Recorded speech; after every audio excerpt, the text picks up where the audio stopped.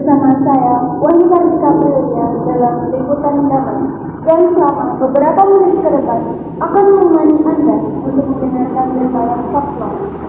Pemirsa, seperti yang kita tahu bahwa Indonesia pada masa Orde Baru memiliki beberapa kebijakan. Namun, kebijakan-kebijakan tersebut memiliki beberapa dampak. Sekarang, kita telah terhubung dengan reporter kami, Eliesa Azahra, yang sudah bersama narasumber kita, Ibu Faradina Mustafa.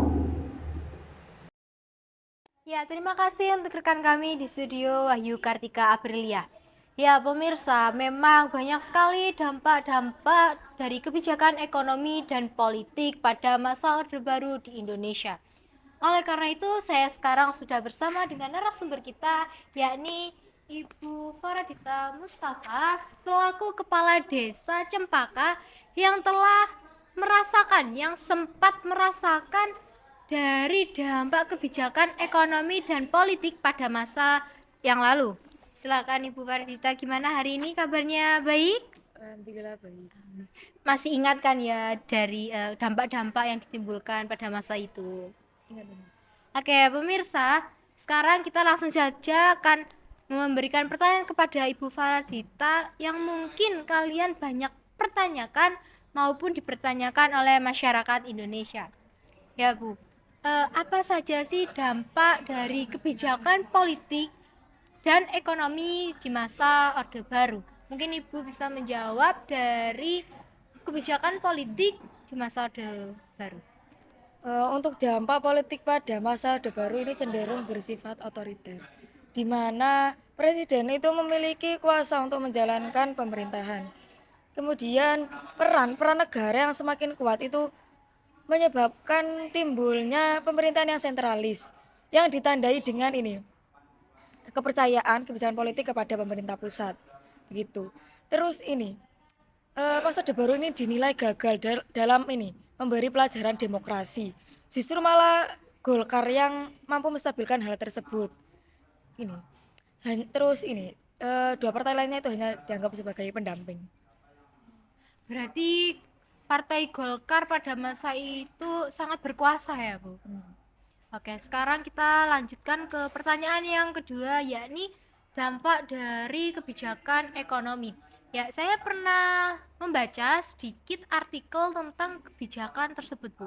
Jadi pada masa tersebut, kebijakan ekonomi ini memiliki dua dampak, yakni dampak positif dan negatif. Ibu bisa menjelaskan terlebih dahulu dampak positifnya. Oke, untuk dampak positifnya itu ini.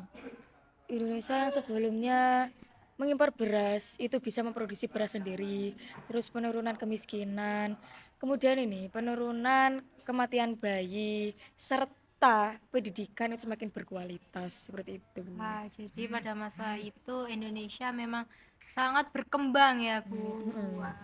Oke, kemudian dampak negatif dari kebijakan ekonomi ini apa saja, Bu? Untuk dampak negatifnya ya, untuk negatifnya itu ini. Untuk dampak negatifnya itu saking fokusnya ya pemerintah dalam mengatur perekonomian itu terganggunya mentalitas serta ini loh budaya korupsi itu semakin merajalela seperti itu. Terus ini yang kan korupsi kan ya, itu pembangunan itu sempat tidak merata, terus kesenjangan sosial juga ada. Dari luar negeri itu sampai menganggap bahwa menilai masa Orde Baru ini itu